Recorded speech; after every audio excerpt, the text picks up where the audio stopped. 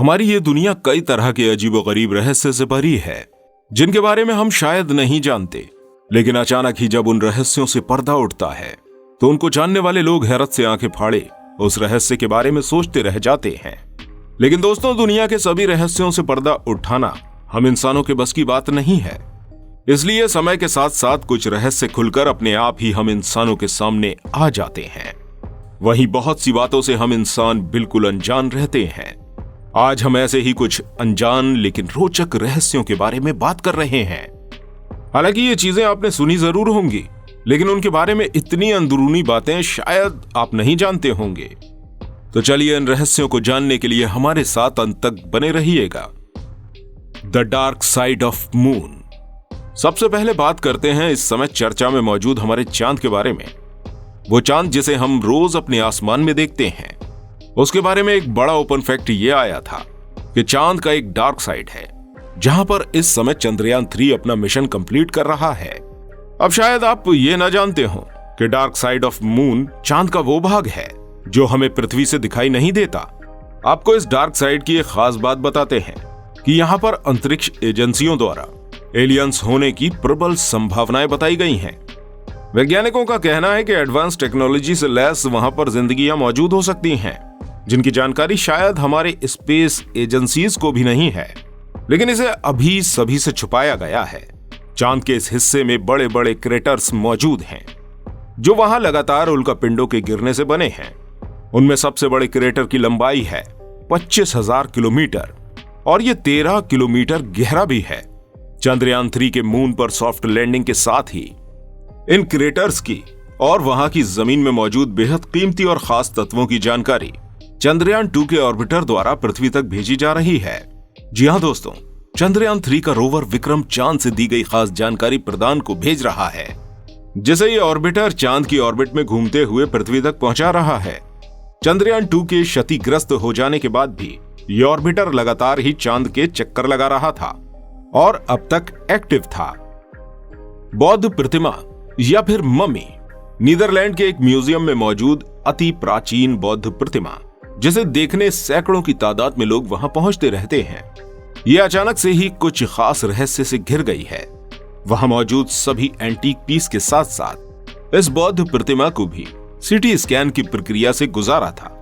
साथ ही एंडोस्कोपी से इसकी टेस्टिंग भी होनी थी, लेकिन सीटी स्कैन के दौरान ही जो वहां के लोगों के सामने आया, उसे देखकर सभी लोग हैरान रह गए, क्योंकि 1000 साल पुरानी बौद्ध प्रतिमा के अंदर मानव कंकाल मौजूद था।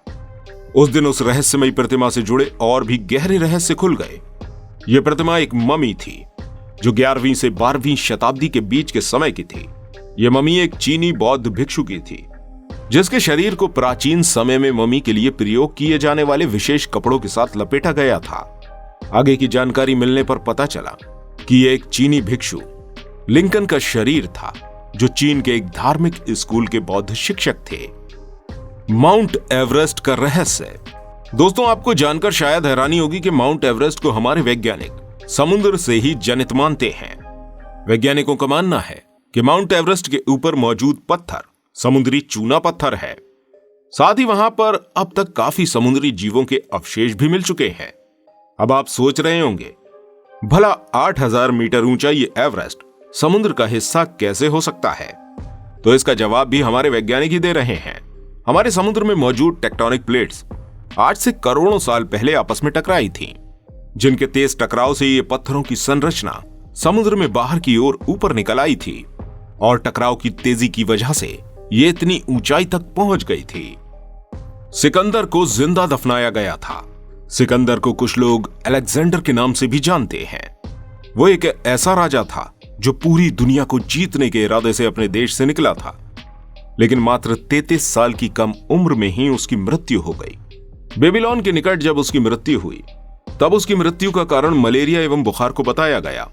लेकिन आपको उसकी मौत से जुड़ा असली रहस्य बता दें कि असल में सिकंदर ग्यूलेन-बेरी सिंड्रोम नाम के एक रोग से ग्रसित था, और जब सिकंदर को दफनाया गया तब वो शारीरिक रूप से लकवाग्रस्त थे, लेकिन मानसिक रूप से सही था।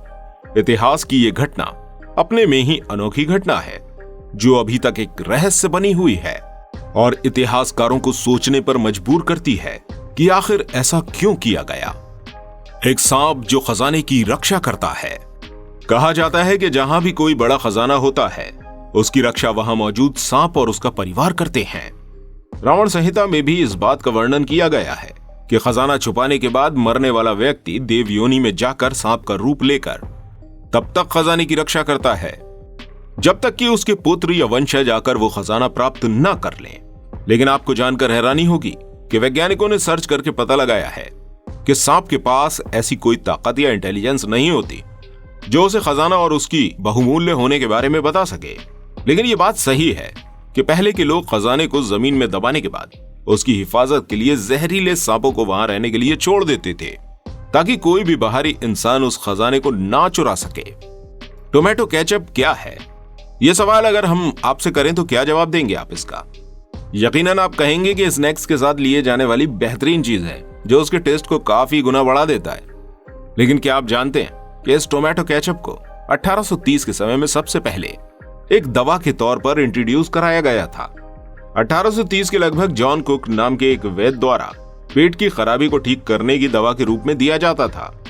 19वीं शताब्दी आते आते ये एक मसाले के तौर पर इस्तेमाल किया जाने लगा और आज ये टोमेटो केचप हर घर में स्नैक्स के साथी के तौर पर मौजूद रहता है।